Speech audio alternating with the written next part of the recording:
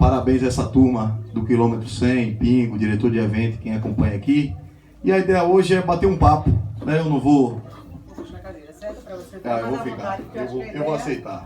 Eu vou sentar aqui. Eu vou sentar, gente, pra gente bater um papo, porque a ideia hoje era mais fazer uma roda de conversa mesmo, usar esse espaço aqui que é da cultura e da cidadania, para falar e para ouvir também. E acho que a gente tem alguns pontos que precisam ser colocados e que agora exigem de nós posicionamentos, né? Posicionamentos políticos, posicionamentos de visão de mundo, Jasco, posicionamento referente à cultura, e que a sociedade brasileira como um todo, ela precisa se familiarizar mais com algumas coisas. A juventude da música aí com a fanfarra, a juventude da arte, da pintura, né, como o Davi tem representado esse movimento bem. Parabenizar Rodrigo pela iniciativa, por pensar esse evento. E eu vou ser breve, porque aqui eu estou vendo que tem professor, tem Dr. Melo, que muito nos prestigia com sua presença, e vários jovens, Fabrício, Buiú, Lucas, que gostam de posicionamento, que gostam de falar, de questionar. Acho que a gente precisa pensar, né, quando a gente fala em pensar a cidadania e pensar a cultura, a gente começa, e aí é um desafio grande falar disso, mas eu sinceramente estou até animado com isso, que acho que é saudade de dar aula, viu? De falar um pouco do que a cultura faz na nossa vida, Davi e Jasco. De como ela faz a gente transcender.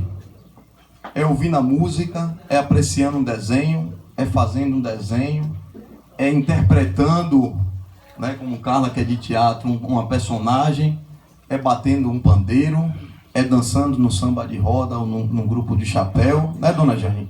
É compondo artesanato, que a gente sai um pouco desse mundo mais materialista, mais funcional, para uma coisa que, até onde eu sei, entre os animais, só o ser humano tem, que é a capacidade de transcender. Quando o Jasco diz, a gente, quando pinta uma parede, dá voz a uma parede mesmo em silêncio. É ela falando, é ela expressando uma vibração, um sentimento, uma alegria. Quando a gente escuta uma música e quando a gente escuta determinadas palavras, como diria Belchior diz assim, tem coisas que só a cultura faz com a gente. Por exemplo, a senhora diz, se for me atirar, mate-me logo, à tarde às 3, porque à noite eu tenho um compromisso e não posso faltar, por causa de vocês. Sim, coisas que superam o pensamento lógico, né? Fala, olha, se quiser me atirar, mate-me logo. Me mate até às 3, porque à noite eu tenho um compromisso. Mas a cultura não tem lógica. A cultura, ela segue uma lógica diferente. Ela faz a gente transcender. Você pega as palavras e usa de uma forma que faz a pessoa sair do padrão. Eu acho que esse é o papel da arte. Esse é o papel da cultura. E temos também, a gente costuma desprezar o que é contemporâneo, mas temos em nossa cultura também coisas boas do contemporâneo, da cultura popular. Marília Mendonça fala isso em uma música dela também, e fiquei aguardando mensagem, mas não mandar mensagem também é mensagem. E né, quando a pessoa tá ali no WhatsApp, nunca mais deu um bom dia, nunca mais deu um alô, ou quando você falou não respondeu, tá também te dizendo alguma coisa. Não é meu caso, gente, que eu recebo muitas, e aí alguém pode dizer, então ele tá... Minha mensagem é a seguinte, eu tô na correria, mas é isso, né? Então, eu acho que esse jogo de palavras, a expressão do que é a música, a expressão do que é a pintura, a expressão, Rodrigo, do que em alguma medida é o esporte, é a dança, isso tudo faz o ser humano deixar seu aspecto só funcional. Que a gente entende que do ponto de vista da arte, porque do ponto de vista da cultura, de um modo geral, tudo que fazemos, criamos e damos um valor passa a ser cultural. A gente costuma a dar valor ao conforto, a andar de carro, por exemplo, quando na verdade nosso corpo é muito mais saudável e muito melhor fisicamente a gente andar um pouco mais a pé, forçar mais a atividade física. A gente dá muito valor às massas, às comidas prontas, aos fast food, como chamam. Mas nosso corpo pede muito menos açúcar do que o que a gente consome hoje. Isso também é cultura. Então a gente cria um ambiente de cultura, e acho que o que a Casa do Brejo nesse primeiro ano veio promover, Carla, Sérgio, companhia, é uma promoção e a consolidação dos personagens, dos grandes atores de Brejões, como é Dona Jane, como é as pessoas que fazem o samba de roda, como é as pessoas como Vilma, que faz artesanato, Dona Maria, como as pessoas que decoram com seus retratos as paredes dessa casa. E também não é possível que a gente fale de cultura, e aí é bom que essa juventude esteja esperta com isso, sem falar de cidadania. E para falar de cidadania, a gente tem que remontar um pouquinho a história, porque eu acho que para a gente entender o momento, hoje não falo o momento exatamente desses últimos anos, doutor Melo, mas fala assim, do que foi construído nos últimos 200, 300 anos, para que hoje a gente tenha direito a voto, para que hoje o poder seja dividido, é em função de coisas que aconteceram no passado. Quando a gente estuda a história, a gente escuta, pode ficar um pouquinho em pé, quando eu vou cansando eu vou sentando. Quando eu for cansando. A gente escuta muito quando vai ler história, falar em reis. A gente fala de reis de Inglaterra, reis de Portugal, assim, Tati, me corrijam aí, porque um cara de professor aqui tá bem exigente a plateia. Mas, de reis, e a sociedade, ela se organizava da seguinte maneira: alguém tomava um espaço por uma decisão de força ou por um confronto e disputa e assumia um território, ali instituía suas leis, passava a ser o proprietário, e dali em diante aquilo era comandado pelos seus filhos, netos, bisnetos, porque se convencionou de um modo geral que na monarquia o rei era substituído pelos filhos e pelos netos, até que viesse alguém disputasse aquele espaço e tomasse aquele reino. Só que as pessoas foram tomando consciência, cada vez mais informadas, e dizendo: não pode uma pessoa só ter tanto poder, não pode um rei só decidir o que vai fazer, criar as leis de um lugar e executar suas próprias leis. Em um momento conhecido como a Revolução Francesa, em 1789, as pessoas começaram a discussão que era a divisão dos poderes. Então, não é possível que uma pessoa crie leis, ela mesma execute e ela mesma julgue. Então vamos dividir os poderes. E lógico que não é de um dia para a noite. Foi com guerra, foi com discussão. Tem lugares que ainda permanecem o rei, como é na Inglaterra, mas o rei é simbólico, porque lá tem parlamento e lá tem poder judiciário. Então as pessoas entenderam, a humanidade é muito diversa, a gente não pode ficar na mão de um sujeito só ou de uma família só, enquanto muitos são oprimidos, passam por dificuldades, por adversidades, o rei tem tudo, decreta, manda matar, e a palavra, como a gente costuma dizer até hoje, palavra de rei é palavra de rei. Com o tempo a sociedade foi entendendo o seguinte: primeiro eu quero escolher quem me representa, quem nos governe. Vamos reunir e escolher quem nos governe. Depois, vamos dividir os poderes, porque quem faz as leis não pode ele mesmo executá-las. E quem executa não pode ele mesmo julgá-las. E aí criou-se o que a gente chama hoje de república. A divisão em 3 poderes: o poder executivo, o poder legislativo e o poder judiciário. Para a gente exercer com propriedade nossa cidadania, a gente precisa entender que tudo que um gestor faz, que tudo que ele administra é recurso público, é recurso de vocês. O prefeito não é o dono do dinheiro da prefeitura. O dinheiro da prefeitura é do povo. O prefeito ele tem que ver a melhor forma de administrar, de distribuir, de atender as pessoas. O governador do estado não é dono do dinheiro do estado. O governador é um administrador. E por que é importante que o poder esteja dividido? Porque para que as coisas aconteçam, ele precisa ter o legislativo, as pessoas que fazem os projetos de lei, que fiscalizam as leis e que é quem também acabam dando legitimidade ao exercício do governante, seja ele quem for. Então, se quando a gente tinha o poder concentrado na mão de um só, tinha muita... Era muito arbitrário e muito personalista, agora não, é o povo.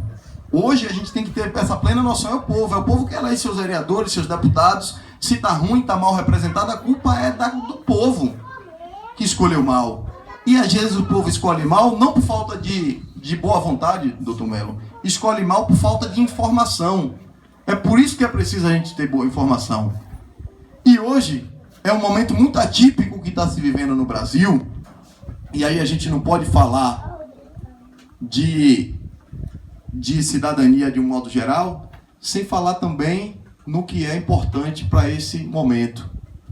E nesse momento, de 2015 para cá, onde se acentuou muito uma crise política, e que todos nós pagamos um preço alto, o preço do desemprego, o preço da inflação, o preço da cesta básica alto, o preço da diminuição da arrecadação da receita no município.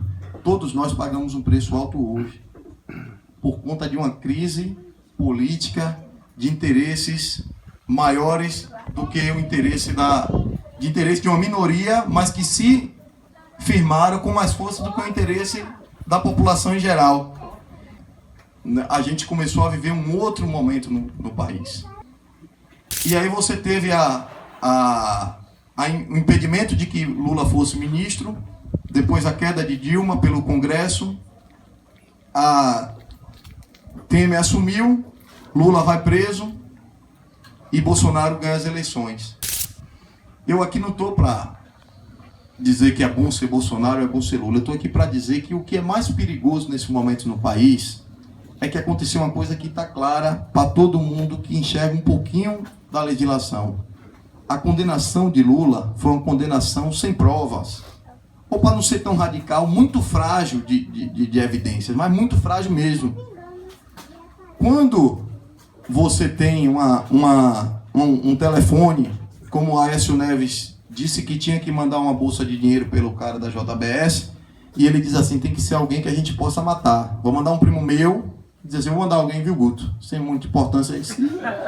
Se ele pisar na bola, a gente manda matar. Tinha uma gravação, comprovava. Tinha trocas de e-mail de todo mundo que fez. Na gravação, na conversa do diretor da JBS com o Michel Temer, ele diz, eu tô dando 500 mil todo mês, toda semana Eduardo Cunha, toda semana eu vou lá dar 500 mil Eduardo Cunha já preso, depois que... Aí o presidente fez bem assim, mantém isso aí. Era a voz do presidente dizendo, mantém uma mesada todo mês, cumpra o silêncio do cara, mas nada disso foi suficiente nem para prender Temer, nem para prender Aécio. E aí acontece o que eu já imaginava. A gente tem que apreciar algumas coisas. O que é a República? A República é a divisão desses poderes. Poder executivo, poder legislativo e poder judiciário. No judiciário a gente não vota, porque se convencionou que tem que ter um conhecimento mais profundo das leis, né, seu Melo? Para poder estudar, fazer concurso e acabar assumindo esse posto de juiz. Só que vinha acontecendo um movimento no país que estava dando a entender que... Boa tarde, querida. Tá bem? Ótimo. Você? Bem demais. Que dava a entender que promotor público e juiz estava acima das outras pessoas e não estão. Começou a se falar muito mal de deputado, de vereador, de prefeito, de político de um modo geral, porque também é minha classe, mas vamos dizer, em alguma medida demos razão a isso, mas parecia que juiz não, juiz é um Deus, é intocável. Promotor, e na verdade são humanos como nós, e precisam ter mais responsabilidade do que nós. Quando aconteceu esse fato, eu comecei a ficar com o pé atrás, quando teve a divulgação dos áudios do grampo de Dilma e Lula.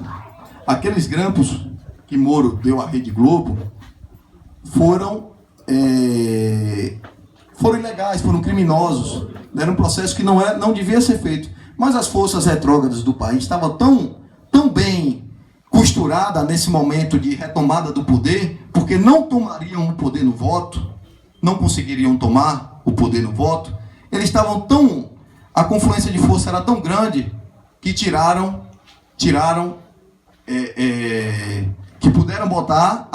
ninguém disse nada. Não, pô, tá bom, o Moro mandou autorizar, todo mundo publica aí. O cara tá falando com a esposa, tá xingando lá, como às vezes a gente fala no telefone com um amigo mais próximo, publica aí, vamos tentar queimar. E não achou crime.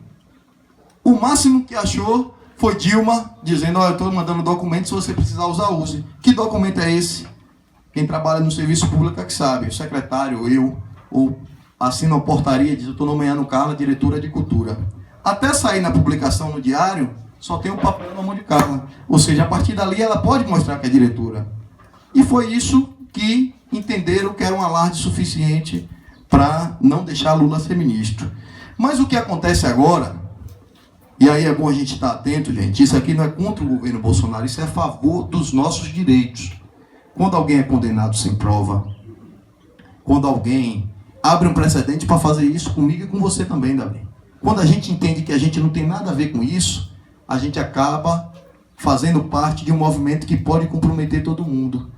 E o que acontece? Quando, agora que se descobriu que o promotor, né, que o Dallagnol costurava junto com o próprio juiz que ia julgar o caso. É como jogar futebol, menina que boa parte deve gostar de jogar futebol. Imagine que eu sou o técnico e escalo o Rodrigo para jogar como ponta direita. E Sérgio é o juiz. E eu digo a Sérgio, eu e o Rodrigo, que tem um interesse no jogo, jogando contra o time de Gilmar, Sérgio é o juiz. Sérgio não tem que ter meu lado nem o de Gilmar. E eu boto e digo, Rodrigo, você vai entrar pela direita, e Sérgio diz, manda o Rodrigo se jogar na área que eu vou dar o pênalti. Então, assim, é um processo que pra gente é muito complicado, porque se o país seguir nesse rumo, a gente começa a ficar refém, mais do que já somos, dos poderosos. Na verdade, a lei é para nos defender. Existe um princípio que vocês devem levar para a vida, e seu Melo, se eu estiver errado, me corrija, que é da presunção da inocência. Se eu digo, eu chego para Dr. Melo no exercício dele de delegado e digo, Zé me cometeu uma afronta, me agrediu ou me furtou alguma coisa, e não tenho como provar, até que eu prove, Zé é inocente. Porque a gente tem que contar com isso, com a presunção da inocência. Quando a gente começa a condenar sem prova, a gente bota em risco a república. A gente bota em risco as leis, a gente bota em risco as normas. E aí pronto, agora sim. Quando esse movimento no país foi feito, basta ser amigo do juiz, ou basta não ter a simpatia do juiz para ser condenado, ou para gozar de favores. A gente não pode aceitar isso. A Constituição nossa prevê que a gente tenha direito à ampla defesa, ao contraditório, que ninguém seja condenado sem prova, e a gente não pode perder essa... Independente do lado, independente se você seja simpática a Bolsonaro, seja simpática a Lula.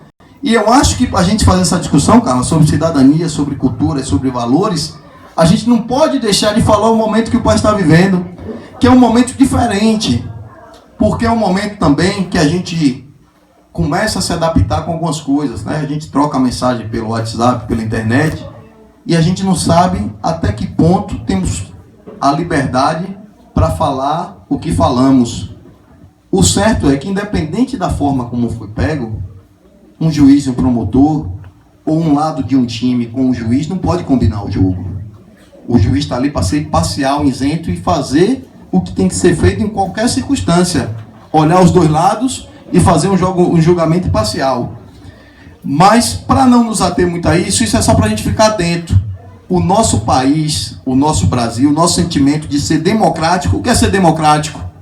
É a gente ouvir os outros, entender que é o povo quem decide, que é o povo que toma o melhor direcionamento, que a gente precisa ofertar os serviços públicos sem escolher a quem. O hospital tem que servir a quem gosta de sangue e a quem não gosta. A escola, a merenda, a assistência social, a Casa da Cultura, é para servir a quem gosta de sangue, que não é do prefeito, é do povo. É do povo. Então, assim, isso é a democracia. O sentimento de ser republicano eu acho que vai até além da democracia, é dizer assim, ó, ninguém é dono do poder. Na verdade, o poder é o povo quem define, e o poder, a melhor maneira que até hoje se tem de pensar o poder é que se a gente tem dividido entre poderes, e um poder não pode se sobrepor ao outro. Um juiz não se pode se sobrepor a deputados, vereadores, ou ao prefeito, ou ao presidente, ou quem quer que seja. E a gente é a sociedade como um todo que tem que cuidar disso. E o exercício da cidadania, a gente não faz só na hora do voto, só na hora de um evento como esse. Eu tive uma reunião, seu Melo, na Sapucaia, nas intermediações nas intermediações da eleição do ano passado, e a pessoa disse, ó, a gente tem uma estrada aqui que é estreita, e a minha cerca que pega boa parte dessa curva. Eu não tenho problema nenhum em perder 2 ou 3 metros de terra para botar, de espaço, para botar a cerca para dentro, para poder ter uma estrada melhor. Isso é cidadania. Cidadania é quando a gente vê a arte que Davi faz e que Jascon faz e que outros fazem aqui, e respeitar. Cidadania é quando você chega numa escola e vê uma cadeira limpa, ou vê um banheiro limpo, e sair, deixar como, depois de ter usado, deixar sabendo que outra pessoa vai entrar para usar. Exercer a cidadania é a gente ter um sentimento de que as coisas é da cidade. É como diria na Grécia, né? É da polis, é do povo, é de todos nós. E para ser bom para mim, depois que Lucas usar ou utilizar algum espaço, ele deve deixar conservado, porque eu também quero passar lá e encontrar conservado. E se um dia a gente precisar, depois da depreciação do tempo, recuperar o que gastamos, que seja um compromisso de todos. Que seja um compromisso de todos com a população. Acho que o nosso desafio, Carla, é promover com outras pessoas com mais propriedade do que eu, inclusive, para falar disso, de cultura, de cidadania, para falar de política de uma forma mais ampla, para envolver, Sérgio, essa juventude com mais fervor, com mais confiança, com mais esperança, que eu acho que foi isso que roubaram de nossa juventude. Roubaram a confiança que é a gente que constrói um futuro melhor. É a gente que faz as coisas melhorarem. E vocês não podem perder isso. Eu sei que a fanfarra ajuda muito com isso, porque leva música, leva arte, ensina algumas técnicas, ensina a ser bom cidadão, porque quando o professor é como o Sérgio é, um cidadão de bem, uma pessoa respeitada e respeitador, isso também ensina. Essa convivência entre vocês ensina, e a gente tem esse espaço de aprender, que além da escola, além da fanfarra, é aqui a Casa do Brejo. Feliz por esse primeiro ano, espero que isso não seja um projeto de um governo, 2 governos, de um mandato, 2 mandatos, que a Casa do Brejo tenha vida longa, que a cultura de Brejões possa ser resgatada, que nossa juventude possa ter uma fé de construir uma sociedade melhor, porque mais bonita já está construindo, né, Davi? Você chega num muro que é todo amarelo e chega num que é colorido, um painel lindíssimo, como você faz, traz vida. Passa ali, traz sentimento de alegria, porque é isso que a cultura faz. Quando a gente olha, a estética mexe com a gente. Faz transcender. Quando a gente escuta uma boa música, faz transcender. Quando a gente escuta um bom poema, né? Até quando a gente vê uma grande jogada, uma pintura jogando futebol como eu faço, eu sei que mexe com as pessoas. Eu sei que isso mexe com as pessoas. Então é isso, a estética, a beleza da coisa, né? Quando a gente vê Sara assim, bem produzida do lado do seu... Não fique ciúme não, Jean, é amizade de irmã. Do Vasco não, mas tem um cara bom no Flamengo, Arrascaeta. Então a gente está muito feliz com a presença de todos vocês aqui. Desculpe a carrinha da nossa vizinha, Dona Laide, que está aqui também nos prestigiando. E a gente quer abrir o microfone, porque se alguém quiser discordar, se alguém quiser mostrar outro ponto de vista, a gente está aqui para ouvir também. É uma roda de conversa, que é um bate-papo, que celebra esse primeiro ano da Casa do Brejo, que fale um pouco, que a gente reforce, Rodrigo, esse sentimento de cidadania, que é um centro de cultura e cidadania, que eu sei que isso tem fortalecido muito o nosso artesanato, Carla. Sei que o papel que você voltou para exercer em Brejões é muito importante, né, Dona Maria? Para a gente, para o governo, para as pessoas, e que essa casa esteja sempre aberta para a gente fazer pipa, fazer pintura, brincar com as crianças, dar risada, ensinar, aprender e também celebrar. Vida longa, a Casa do Brejo, Centro de Cultura e Cidadania. Vida longa a arte e a cultura, que o Brasil consiga resgatar um sentimento de mais autoestima, de mais entusiasmo, de mais confiança. O que nos movimenta, Sara, é a confiança. O que nos movimenta é a esperança. Quando a gente está desesperançoso, a confiança baixa, a gente se abate. Mas a gente tem que fazer esse exercício, e é esse exercício que faz concretizar as possibilidades. Jasco, parabéns, volte mais vezes. Parabéns, Rodrigo, pela atividade. Eu espero que a gente tenha outros momentos, que seja recorrente isso.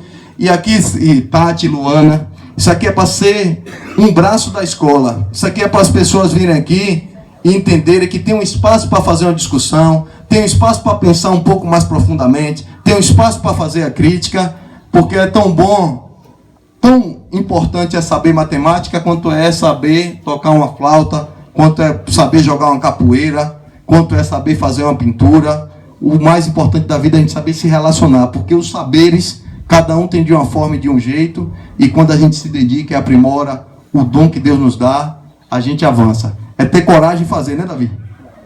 Gente, obrigado. Eu estou aqui para ouvir, para tirar alguma dúvida se quiser. Que Deus abençoe. E mais uma vez, vida longa, Casa do Brejo.